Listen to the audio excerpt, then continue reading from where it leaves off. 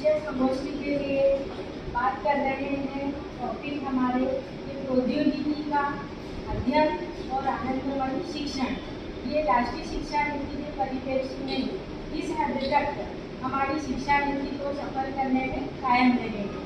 अब सबसे पहले तो मैं बात करना चाहूँगी कि नई शिक्षा नीति की आवश्यकता क्यों हुई। आवश्यकता इसलिए हुई कि प्राचीन समय से ही भारत को पिछड़ा हुआ माना गया है और यदि इसी के द्वारा राष्ट्र की जो नींव में शिक्षा इसी को ही कमजोर कर दिया जाए तो वो राष्ट्र अपने आप पिछड़ता जाएगा। जबकि वर्तमान समय में जो सपना है कि 2047 तक हमारा भारत शिक्षा के क्षेत्र में एक महाशक्ति के रूप में आए और विकसित देशों की श्रेणी में सम्मिलित हो जाए। लेकिन यह तब तक पूरा नहीं होगा जब तक हमारा जो शिक्षा का पाठ्यक्रम है वो डिजिटली लेस नहीं होगा। यानी चाहे जनरल हो, चाहे छोटे बच्चे हो, चाहे युवा पीढ़ी हो, सभी को प्रौद्योगिकी का पूरा नॉलेज होना चाहिए।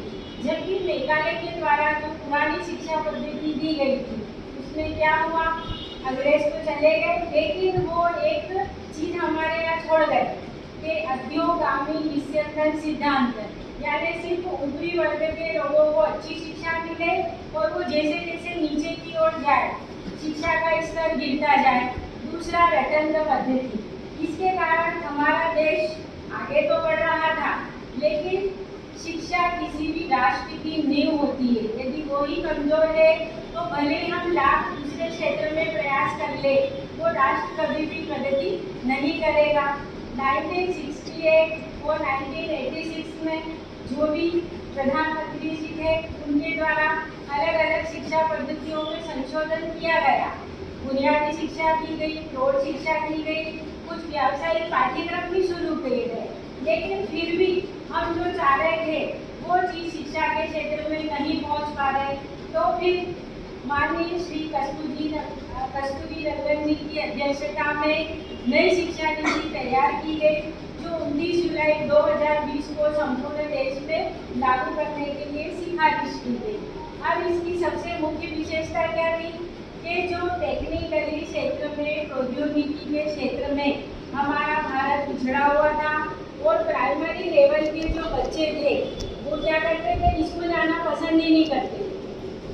तो अब सबसे पहले हमारे पास दो टास्क है कि प्रौद्योगिकी को पहली से 12वीं तक या पूर्व प्राथमिक कक्षा में कैसे जोड़ें और बच्चे स्कूल खुशी खुशी जाए।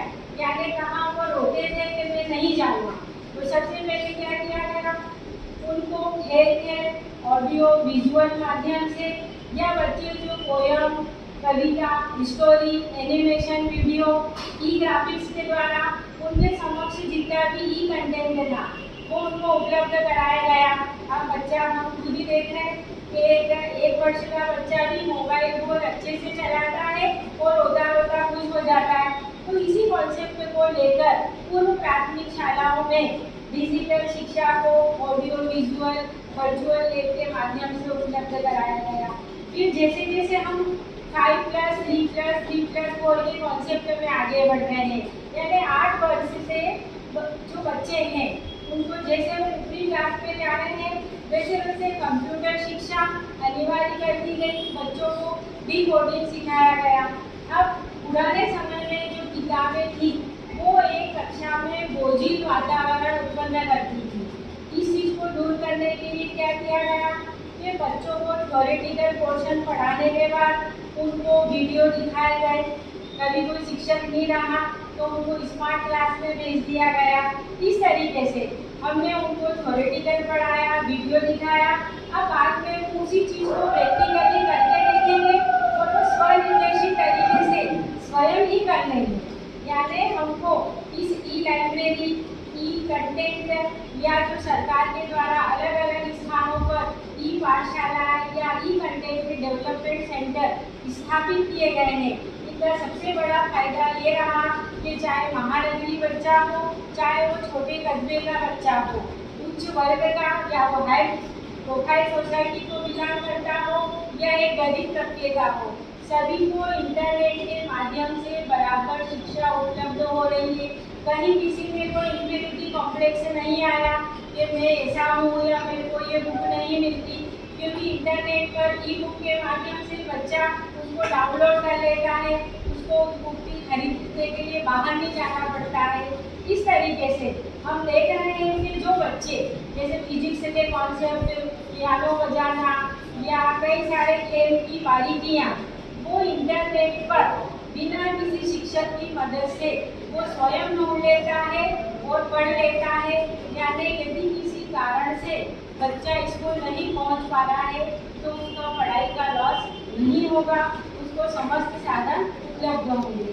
अब प्रौद्योगिकी का मतलब ये नहीं कि सिर्फ हम तकनीकी का ही उपयोग करते जाएं, जैसे मोबाइल, टैबलेट। तकनीकी का मतलब ये होता है कि कई सारी ऐसी बारीकियाँ जो वैज्ञानिक तरीके से विद्यार्थी यदि अपने दैनिक जीवन में उपयोग करे, जैसे सलाद हम सामान्य वे में भी काट सकते हैं, लेकिन सलाद में सामान्य अच्छे तरीके से काट कर प्रेजेंट ही करेगा, तो ये भी तकनीकी विद्यार्थियों को सिखाना है। यदि हम प्राइमरी लेवल से बच्चों में खेल में अधिगम, बच्चों के लिए जो किचन है वो सबसे अच्छी पाठशाला है, वहाँ पर वो बच्चे स्वाद का अनुभव करेंगे, किस पोर्शन में कितनी चीज डाली जाती है वो सीखेंगे, स्वच्छता का ध्यान रखना सीखेंगे। कोविड-19 के दौरान लगभग 386 मिलियन बच्चों के समक्ष एक चुनौती आई थी कि इनकी शिक्षा को कैसे निरंतर बनाए रखा जाए। तो एनसीईआरटी द्वारा यूट्यूब पर वीडियो उपलब्ध कराए, ई कंटेंट, ई असाइनमेंट या दीक्षा विद्या, ऐसे कई सारी फैसिलिटीज बच्चों को दी गई, जिसका प्रभाव हमें देखने को मिला कि बच्चे की शिक्षा कहीं से कहीं तक प्रभावित नहीं हुई। इस तरीके से प्राइमरी लेवल के बच्चों में हम टेक्नोलॉजी का उपयोग करके एक आनंदमय वातावरण बना देंगे, और ये जो हाई सेकेंडरी लेवल के या जो मिडिल लेवल के बच्चे हैं इनको कंप्यूटर शिक्षा से यदि लक्ष्य करेंगे तो जो पाठ्यक्रम की बोरियत है वो भी समाप्त हो जाएगी, और विद्यार्थी का जो ध्यान है कहीं न कहीं टेक्निकली वो नई नई चीज़ें सीखने की ओर जाएगा। अब पाठ्यक्रम के निर्धारण के लिए भी क्या है, एक संस्था है NETF, national education technology forum. इसके द्वारा क्या होता है, बच्चों के लिए क्या कंटेंट और क्या सामग्री डाली जा रही है वो इसका अध्ययन करता है। वर्तमान में IIT खड़गपुर में एक डिजिटल ई-लाइब्रेरी स्थापित हो चुकी है। दिव्यांग बच्चों के लिए एक सुलभ पुस्तकालय जबलपुर में स्थापित किया जा चुका है। इस तरीके से हम टेक्नोलॉजी को यदि शिक्षा से जोड़ देंगे तो निश्चित ही हमारे भारत को एक वैश्विक महाशक्ति के रूप में विश्व गुरु बनाने का जो सपना है वो हम अचीव कर पाएंगे।